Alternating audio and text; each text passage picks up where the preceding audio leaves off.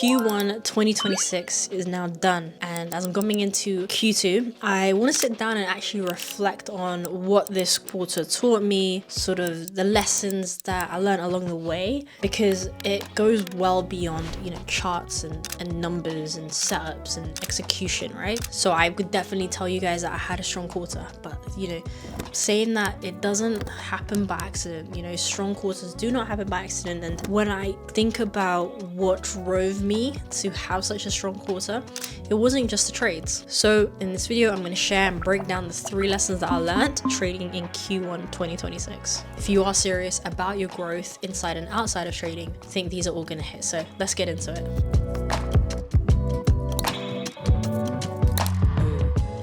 Opportunity. All right, well, when the environment is hot, press on. So those sayings, seize the day, or take the bull by its horns, or the other one is strike while the iron is hot. Okay, so this is really about opportunity, because a lot of the traders, a lot of the times, they trade the same all the time, every season, every phase of the market, and it's natural. And I think that's quite beginner thinking, or maybe when you're just trading for a year, 2 years, right? But when you start to go through things such as COVID or Brexit, you go through things such as, even in the year, there's different phases as to when there's high volume, low volume, maybe there's presidential elections, right? So I understand that a lot of people think that they've got to trade the same way all the time, forever, because that to me just screams that they are quite new to the markets and they've not got that skin in the game, or even that sort of trader IQ level to understand that there are different ways to reap and get opportunity from the market. And a great example for this is gold, right? Never traded gold ever, really. I was never looking at metals, but coming into the new year, I was trading too. I was trading not just gold, but I was also trading silver. So I want us to actually look at this in terms of a mental aspect of understanding this from a opportunity standpoint, and also a technical, tactical standpoint here.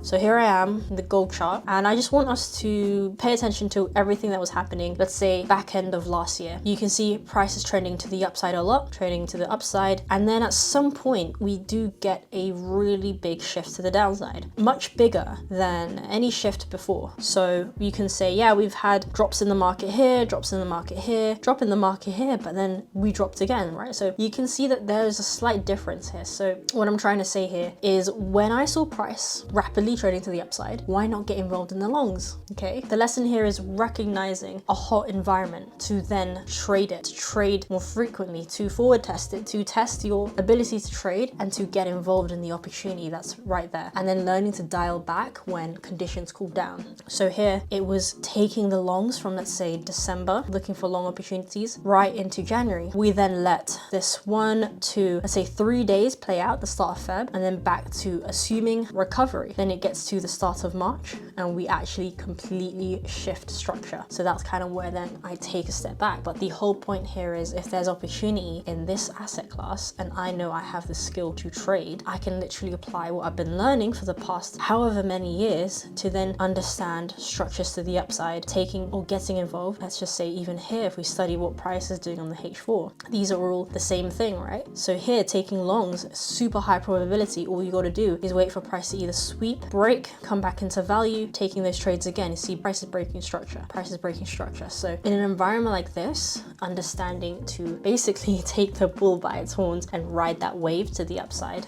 I wanted to just let you guys know that consistency isn't about trading the same way every single day. It's about matching your skill set to the opportunity, matching your risk tolerance to an opportunity. So it's one of those things where, even if I go back to the daily here, take it off replay mode, what have we got? You can see as price then begins to sell off with metals, that's exactly when I started coming back to EU, which became a lot cleaner in terms of structure. And I've had some of the best times trading EU this whole month, the month of March, coming into the latter end of Q1. So I took a step back from EU, January, February, because there was so much opportunity with metals, and then it literally just flipped. This kind of leads into my second lesson for you guys, and it's the whole idea that the markets don't owe you anything. They don't owe you a setup. And really this comes off the idea of just learning to be adaptable. And what I mean by being adaptable is, like, what made you money in February may even humble you the next next month in March if you're not paying attention, if you're not being adaptable. So if you think about it, we had the geopolitical events early March that kind of shook up the markets, right? So things such as gold, metals, which was printing super duper clean January, February, even like, you know, Q4 last year. The moment we got those news events, it's almost like it's not just about, okay, I'm not going to trade metals at all. It's just sort of knowing to take a step back, pivot, and rotating into things like I said, EU, just learning to adapt as a trader. I think that in itself is a massive lesson, a massive skill, and something that if you are not aware of it and don't work on it now, it might come and bite you back in the future, because you should be in this for the long game. So you need to be able to have those foundations already to think ahead, to think long term. But many traders, they keep forcing the same instrument, the same thing, the same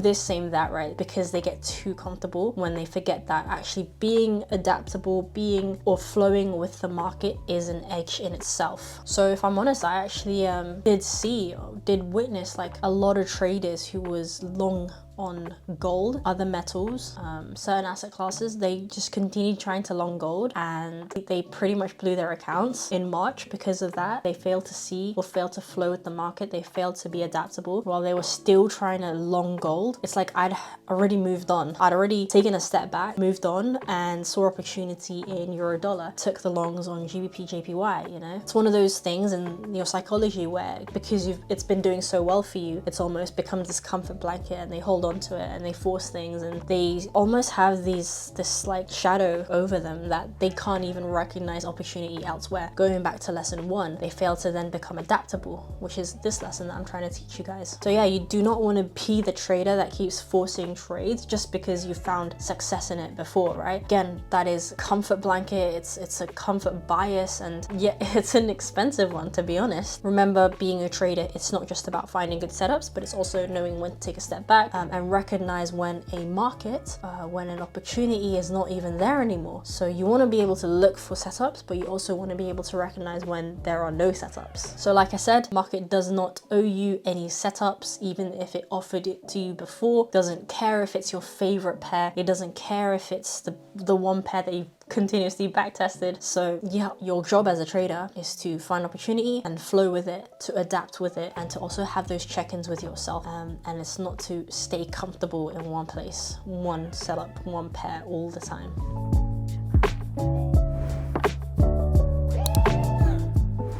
So for the third and final lesson of Q1, it's the idea that your environment is your ceiling. The people that you surround yourself with, whether that is in your professional working life, so traders, mentors, whoever you're following here, and also your personal life, your friends, workplace friends, colleagues, whatever it may be, right? The traders you follow, the room you're in, it's gonna set this invisible limit on how you think and how far you think you can go. Think about it. If you're around people who think really small or very risk averse, don't do that. You can't do that. You know, that's really going to show up in your trading. It's going to show up in the way you think, how you view the world, how you think of money, how you think of opportunity, how you think of evolving, changing. So really understand that upgrading your environment will also then upgrade your trading. And that became super duper apparent to me in Q1. And you know, I have those micro shifts and micro evolutions throughout the year, throughout the quarters, but nothing like this in Q1. And I genuinely think that the reason why I've had such a big shift, like I said, everything was micro shifts, and this one was almost like some quantum leap, some sort of crazy leap, was just the environment from Q1. And it was just how I curated Life Club, obviously the community that I'm in. As much as I lead it, I'm also in it. Who are the people you follow on social media? You know, who are you following on Twitter, on X, right? I hear a lot of things, I hear a lot of noise, and it's just like, but why put yourself in that? Why put yourself in a place where you become distracted, where you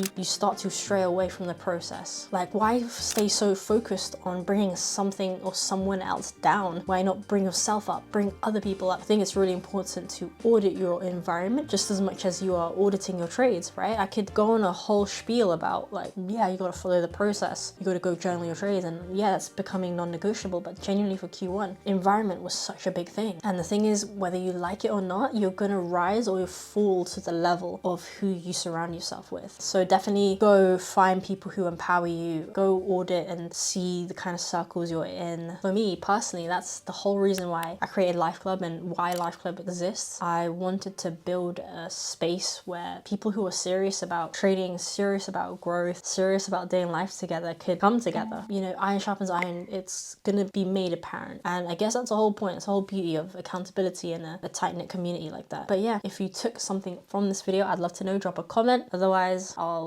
see you guys in the next one. Take care. God bless.